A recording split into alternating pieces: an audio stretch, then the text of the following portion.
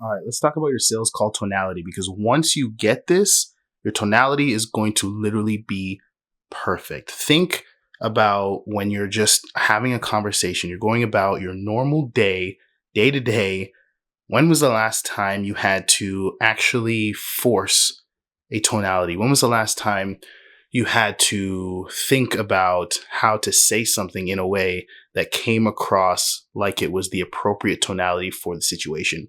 Probably almost never, or at least I hope never. And that was because you weren't thinking about it at all. You were being genuine. You were being natural. Now, why is that?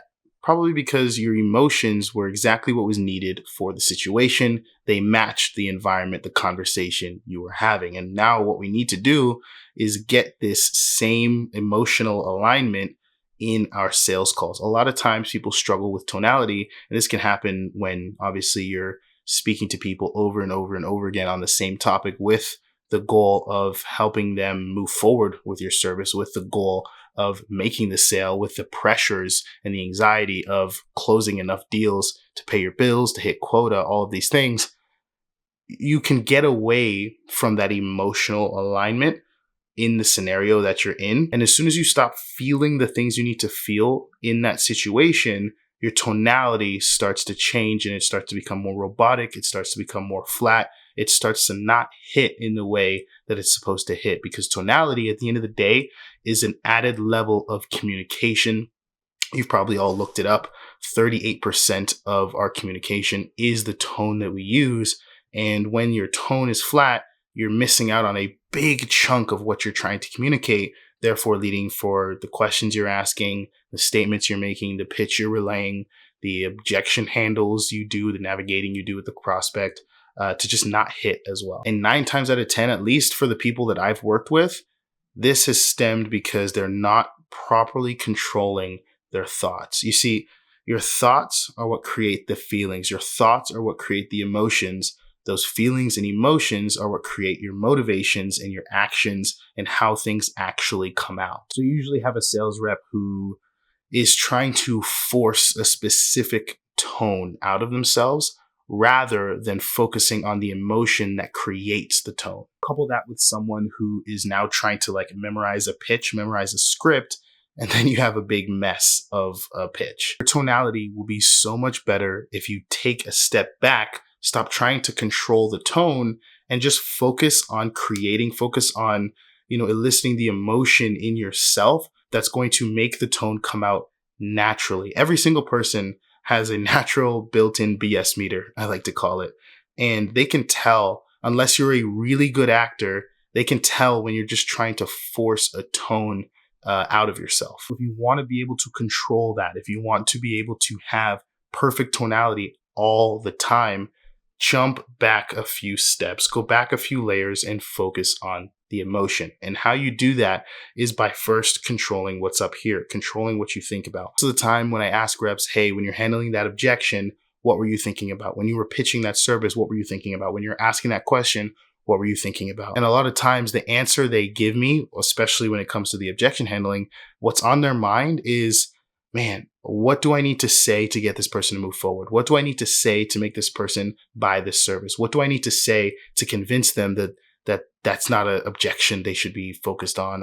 Or how do I get past this so I can make the sale? They're focused on the wrong things, which are creating the wrong emotions, which is leading to the wrong tonality, and it's turning the prospect off. Those kind of thoughts can create a pressure type of feeling. Those kind of thoughts can create an aggravation in the rep. And you can see it sometimes when sales reps are on calls, that when they're getting hit with objections, they're actually getting aggravated. They're getting annoyed with the prospect, and that's turning the prospect off even more from moving forward with the product or service. Instead, the thoughts that should be going through your mind when you're going to handle objections should be something more along the lines of, hey, this person's a really good fit for this. I really want to help them. How can I help them? How can I help them overcome this fear? How can I help them see that this is going to change their life? How can I help them move forward with this and overcome the fear that they've been struggling with for years? How do I get them out of this situation? How do I do what's best for them? And if those thoughts are some of the only thoughts that are on your mind when you're handling objections, naturally your tonality is going to come out more calm. It's going to come out more caring. The person's going to sense genuine want, a genuine desire to support them, to help them do what's best for them, not just make the sale. Same thing with discovery. When you're getting started with the call, when you're asking questions, when you're kicking it off, is your mind talking about how do I navigate this call to make the sale at the end? What questions do I ask that are going to be the perfect questions that trap them and lead them into giving me the information I need to close them? Is that on your mind? Or are you thinking, man, I'm really curious about this person. I really want to fully understand where they're at. I want to fully understand the problem, why they're here, why they're on the call. When they tell me their goals, I want to understand fully what they actually want to achieve, so I have the ability to provide them with the best solution possible, point them in the right direction. I want to help them make the right choice here that's really going to help them. If those are your thoughts, naturally your tonality is going to reflect that, and people are going to sense more genuine care from you. People are going to open up more to you. All of these things are going to be fixed through first fixing your thoughts.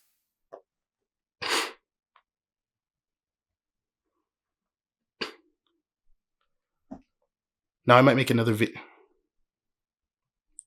Now I might make another video going into like what specific thoughts, what specific tonalities you should have at what point in the call, because it all changes and they all play on each other to result in really building tons and tons of trust with your prospects, building urgency, getting them to really want to move forward and see that it is the best thing for them. As long as it is, I'll probably make another video on that so that this one's not too long. If you are struggling with your tonality, if you are just thinking about too many things, you're thinking about what do I say, then how do I say it, then is it the right thing to say? If all of that's going on in your head, clear it out and do some of the things I talked about in this video.